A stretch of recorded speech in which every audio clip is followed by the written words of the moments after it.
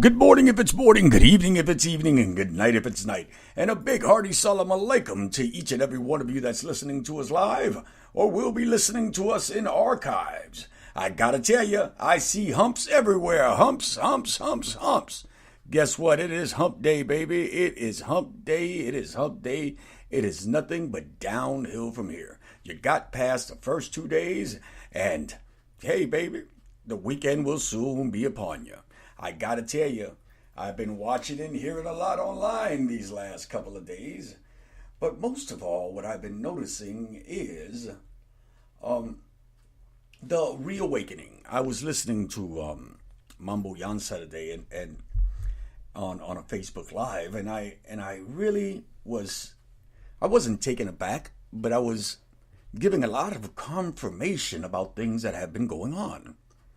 See, for those of you who do not know, I went to a drumming this weekend for Shango, and Shango came down. And a lot of the things that she was saying today were things that Shango said at the drumming. One being that one must respect their elders, and that one must never look back to that person who gave them the initial help. That when people have problems with their elders, they should speak to their elders. Not put it on social media, not do this, not do that, or not slander these people. Another thing that was said during this drumming was that Shango said that children of Shango, his children, should put all things aside and stop the war with the Ulus or with the Babalaos. To take it to heed that they are brothers and that spiritual differences and whatever, or pride or ego, must be put aside. And I was pretty much taken aback for this. For those of you who do not know, I haven't been to the foot of Orumila in years, and I actually did it this year because of the letter of the year. It was very eye-awakening, very eye-opening, and very settling. But there's, of course, a multitude of other things I have to speak about today. But while we do that, let's listen to some Parliament Funkadelic with Chocolate City.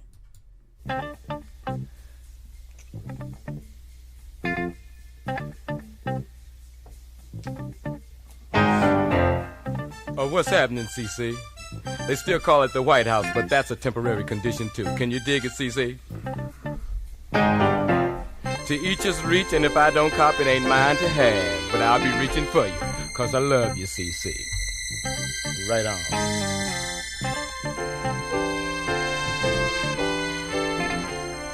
There's a lot of chocolate cities around. We've got Newark, we've got Gary. Somebody told me we got L.A. And we're working on Atlanta. But you're the capital, CC. Get down. Moving in on you. Can't you feel my breath? All up around your neck.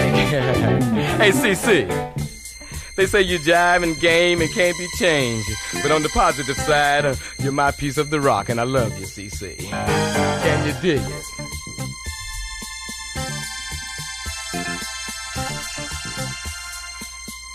Hey, we didn't get our 40 acres and a mule, but we did get you, CC. Yeah. Gaining on you. Moving in around you.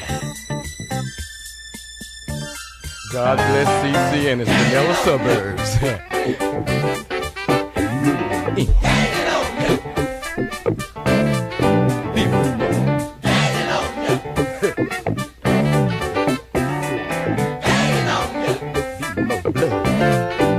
What's happening, blood?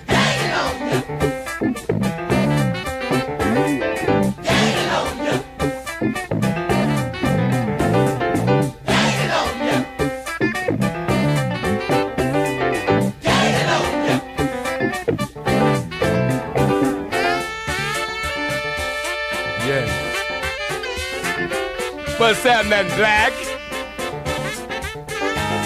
Brother Black, blood even.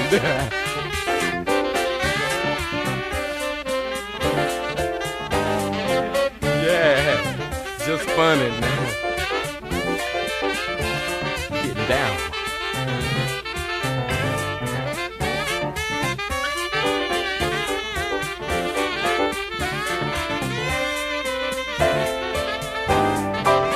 A blood to blood, players to ladies.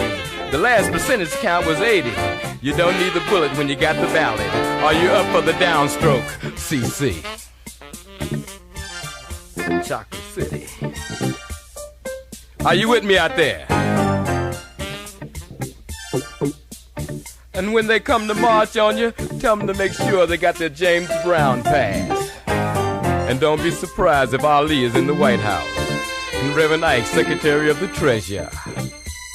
Richard Pryor, Minister of Education. Stevie Wonder, Secretary of Fine Arts. And Miss Aretha Franklin, the First Lady. Are you out there, CC? A chocolate city is no dream. It's my piece of the rock. And I dig you, CC. God bless Chocolate City and its vanilla suburbs. Can y'all get to that? Easing in. In your stuff. Can't get enough.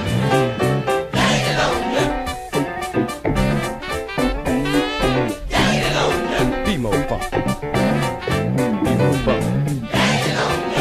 And we funky too. Right on, Chocolate City.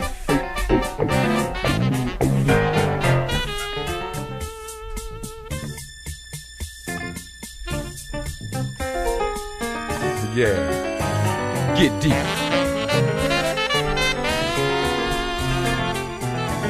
Real deep.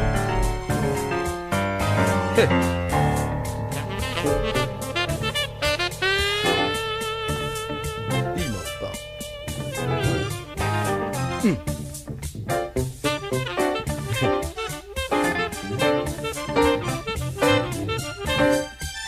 Get deep.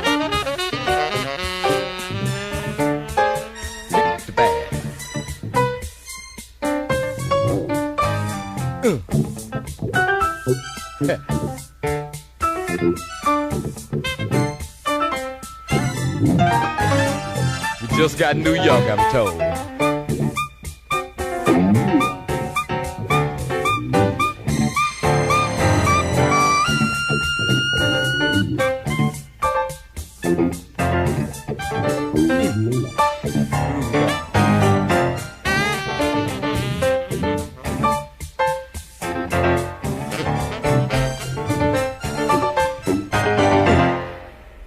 Now that was Parliament with Chocolate City. Well, guys, another thing that rung true today was the fence jumpers. What do I call fence jumpers? I call fence jumpers people that always see the green on the other side, or see the grass as greener on the other side, especially when it comes to spirituality. Whether it be that you think you're not getting taught enough, or maybe that, your needs are being met. But a lot of times it has to do a lot with ego, where people feel that they're not getting or what they actually want. It is funny to me because I see this all the time. And when people come to my house, I often ask, what is the reason you're here? Why is it that you left your prior house? A lot of times I even try to call the prospective godparents or the old godparents and try to ask them what is going on here. This is an art that has been missing in our spiritualities for the longest. See, because nowadays it all breaks down into money. Money is the breakup of all these spiritualities. See, guys, everyone sees a virtual dollar sign on prospective godchildren. It is always, they did something wrong. This is wrong. That is wrong. I have to do that for you, and I will charge you X amount of money. But let me tell you something.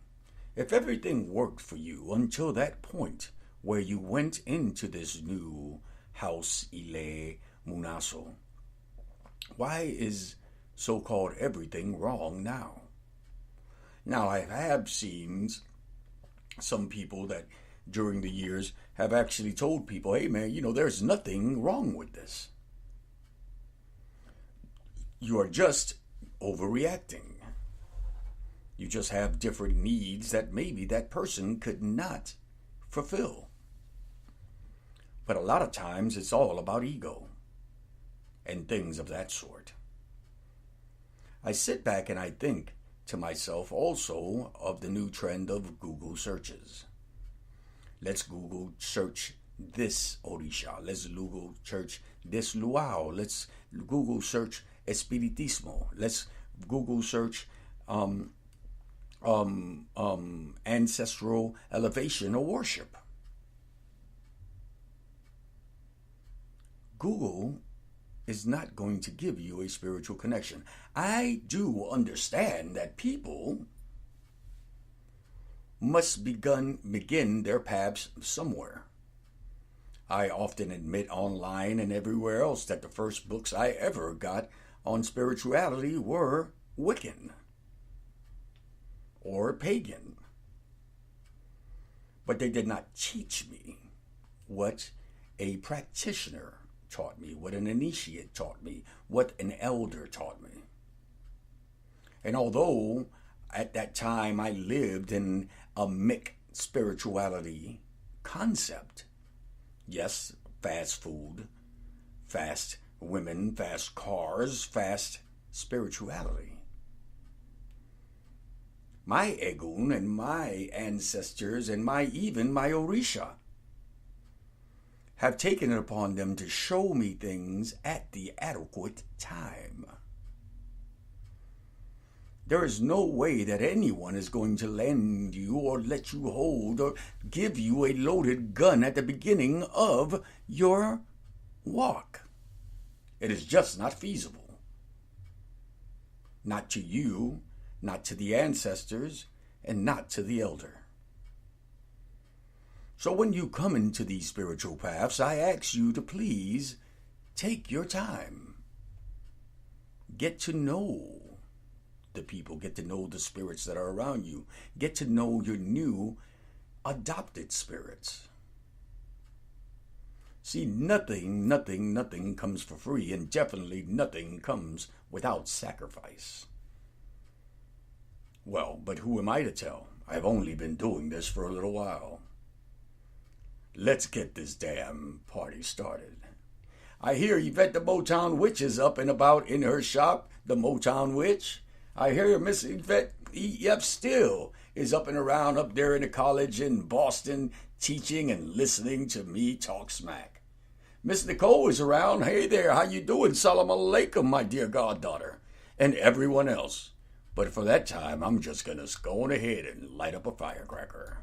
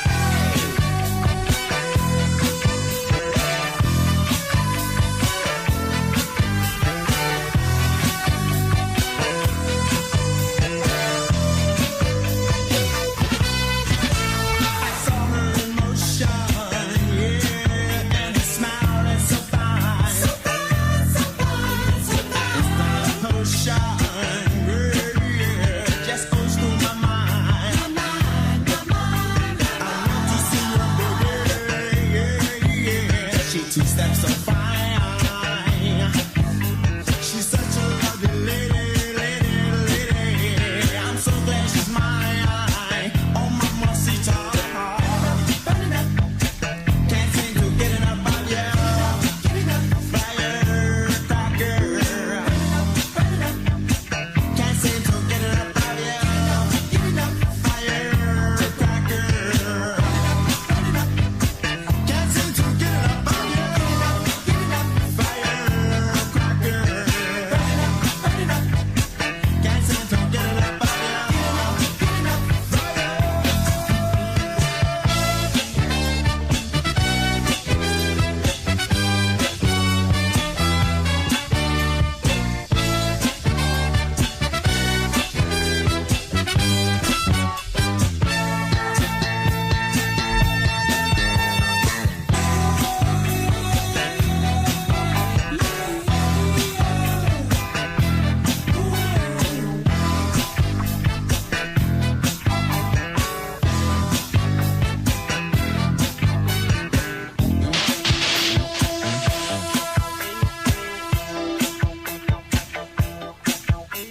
So good.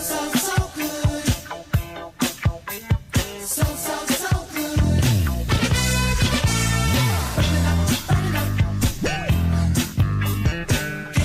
Get it up.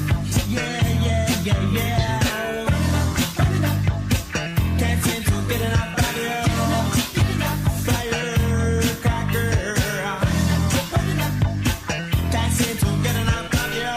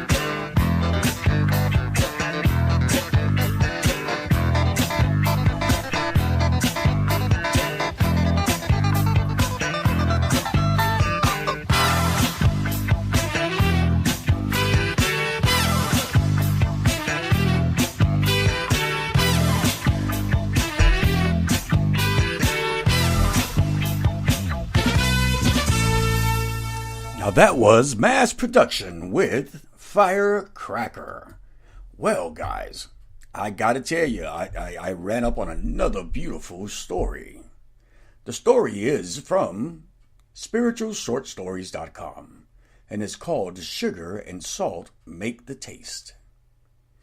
I heard an ancient parable, must be a very ancient, because God used to live on the earth in those days. Slowly but surely he became very tired of man, because people would torture him continuously. In the middle of the night, somebody would knock on the door and say, "Why have you done this? Why not do this way?" Everyone was advising. Everybody was praying. Their prayers were contradictory. A man would come and would say, "Today let there be sun because I am going to wash my clothes." And someone else would come by and say, "Today let there be rain because I am going to plant a tree." Now what to do? They were driving God mad. He had to disappear from earth. He had to escape just to survive. He had to become invisible. One day a man came, a farmer, an old farmer, and said, "Look, you may be God, but you may have created the world, but one thing I must say to you, you are not a farmer. You don't know the ABCs of farming. And your whole nature and functioning of your nature is so absurd. And this I say out to the whole life's experience. You have to learn something." God said, "What is your advice?" The farmer said, "Give me 1 year's time, and just let me be according to me, and see what happens. There will be no poverty left." God was willing, and 1 year was given to the farmer. Now it was according to his will that everything was happening. Naturally, he said, the best, and he thought only the best. No thunder, no strong winds, no danger for the crops. Everything was comfortable, cozy, and he was very happy. The wheat was growing so high. No dangers were there. No hindrances were there. Everything was moving according to his desire. When he wanted sun, there was sun. When he wanted rain, there was rain. And as much as he wanted. In the old days, sometimes it rained too much, and the rivers would be flooded, and the crops would be destroyed. And sometimes it would not rain enough, and the land would remain dry, and the crops would die. And sometimes something else. Sometimes something else. It was rare, very rare, that things were right. But this year everything was right, mathematically right. The wheat was growing so high the farmer was very happy. He used to go to God and say, "Look, this time the crops will be such as they haven't been in 10 years, and there will be enough food." But when the crops got cut, there was no wheat inside. He was surprised. "What happened?" he asked God. "What happened? What went wrong?" God said, "Because there was no challenge, because there was no difficulty, because there was no conflict, no friction, because all was good, you avoided all that was bad. The wheat remained impotent. A little struggle is a must. Storms are needed. Thunder, lightning is needed. They shake up the soul of what's inside the wheat." See, this parable is about immense value. If you're just happy and happy and happy, happiness will lose all its meaning. You will become tired of it. You will become fed up with it. You will remain in happiness because there are sad moments too. Those sad moments keep you interested in happiness. You cannot go on eating only sugar and sugar and sugar. Something salted is a must. Otherwise, all the taste will be lost. This is from Osho, the perfect master. And of course it is from spiritualstories.com. Check it out. You might like it, and you may learn something about yourself.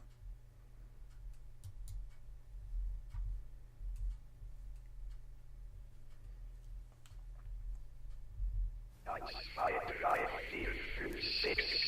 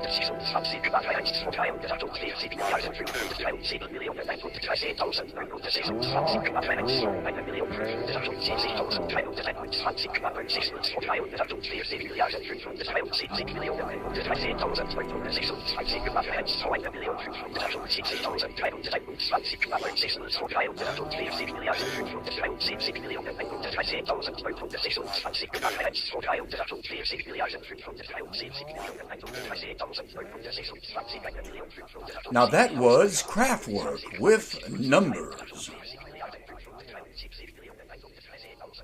I had to pull that one out of the old vinyl drawer. Guys, I often refer to water as a lifesaver. That's why I always try to drill this inside of my clients, of my friends, and of my followers' heads.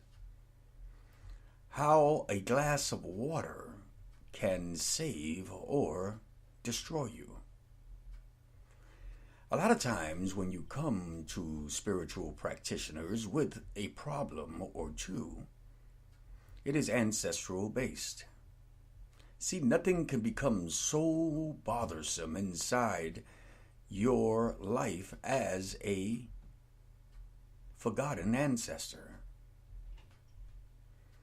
See, we have forgotten to praise, elevate, even sometimes speak to the people that have passed on. See, a lot of these online spiritual businesses would honestly go bankrupt if they were to tell you what I'm telling you today. As I've said before, our lives are composed of mostly water. The earth is composed of mostly water. Whatever we drink now, our ancestors drank. That's why it's so essential for us to put glasses of water on our spiritual altars and speak to them as though we were speaking to the ones we've lost, and many times the ones we don't even know. See, because with all this ancestral talk that's going on today, people are saying, my ancestors, my ancestors, my ancestors, but don't really know their ancestors. Can barely get past the leaves, the stalks, the trunk, but never go down to the roots. I do understand that people have ancestors that never did or never will like them, even in the spiritual plane. But it's all a job of evolution. It is all a job to elevate. It is all a job of speaking, of sometimes even educating. But, of course, who am I to say? I've just been doing this for quite a while. But since we're giving these things, and people have been asking me on and on and on, when are you going to give classes to the masses? Well, I gotta tell you that I was never one for teaching. But as this year and the letter of the year says, you must teach. You must teach, you must teach, you must teach your children. And that which you do not know, you must learn. You must learn, you must learn, you must learn from your elders. So, Yayi Joyce brought up a very good thing for us. That we on the, I gotta look for it now, on the 18th of March, the 19th and the 18th of March, okay, we're going to give classes. Ifa Ibeyu, Yayi Joyce, Charles Porterfield, and myself will be giving classes for healing on the spring solstice. So guys, check us out. Check out the page. If you want to join us, please register at hoodoohealing@hotmail.com. The workshops will be held online on Zoom on March 18th and 19th. Do yourself a favor. Come check us out. We all have a lot to teach, and as the letter of the year says, we must teach it. I'm hoping you're enjoying today's day, because we surely are. Now, while we're doing that, let me play a little Afro-Rican. I know you guys don't remember this, and for you guys that used to breakdance, pull out your mats. I'll be right back. 1, 2, 3, 4.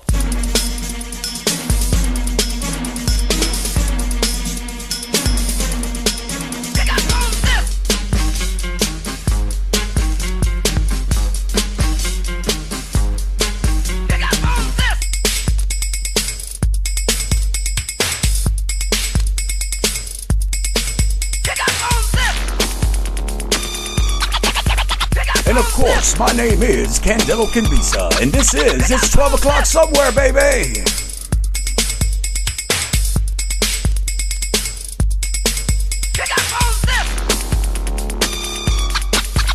I see EF still was dancing. There goes Miss Yvette the Motown Witch, breaking it down. Mr. Matthew Canis, what's going on, brother? Miss Jasmine, get up off that floor, girl. Let's switch it up for a while. Just switch it up. Just switch it up. Let's switch it up. Miss Nicole, I didn't know you had it in you, baby. Just switch it up for a while. Break it down. Let's do it. Doggy style. Do it. Do it. Doggy style. Do it. Do it. Doggy style. Doggy style. Do it. Let's do it. Doggy style.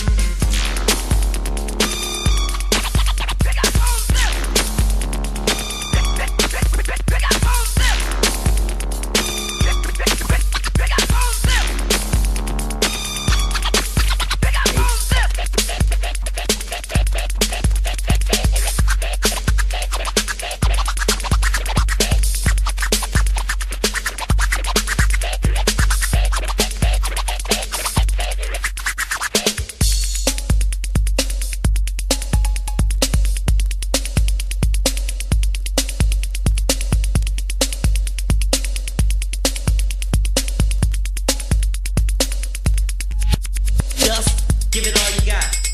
Give it all you got. Give it all you got.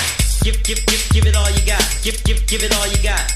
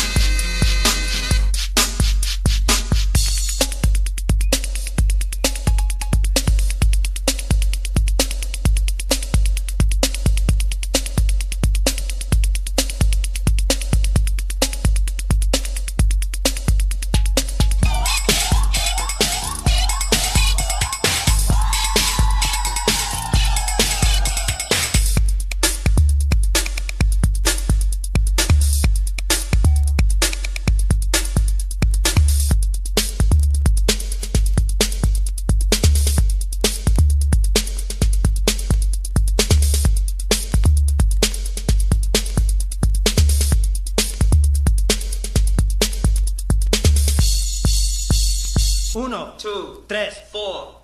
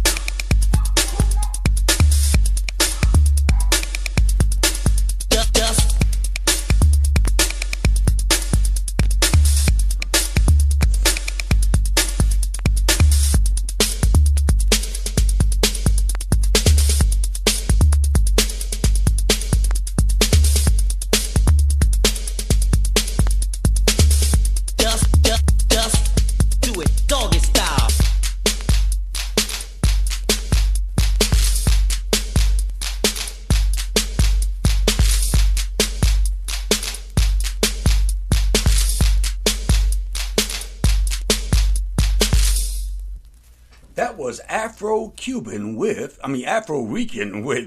Give It All You Got. Guys, remember that the Mile High Conjure Gala is coming up. Our website will be up later today. So go on over to the milehighconjuregala.com, where you'll see all the prospective classes that are giving, and you will see everyone that will be there, like Professor Porterfield, Doc Beverly, Michelle Jackson, Ifai Bayu, Yaya Joyce, myself, and many others. So go by the website tonight and check it out. Remember, the Mile High Conjure Gala.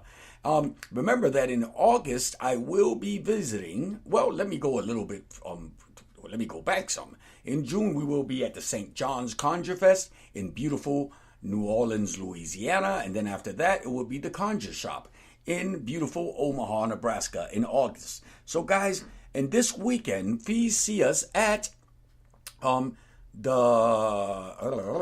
can't remember the damn name of it. Well, anyway, we will be in Oklahoma City, Oklahoma at the theater. So check us out there. Hoodoo Zen Moise and myself will both be there. So I would love to see all of you in all our upcoming events. And if you cannot do that, please do check out our online classes. Okay, if you can't do that, always see me at kimbisa.org. As always, may all the egoons and shadows that accompany you have all the necessary light. From where I, Candelo Kimbisa, sit, that's it. Salam alaikum, everyone.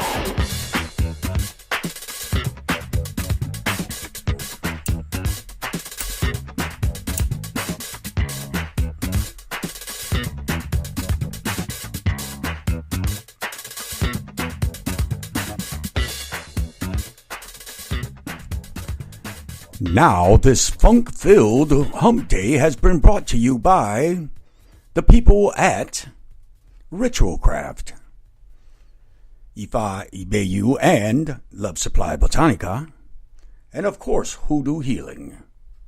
Have a great day.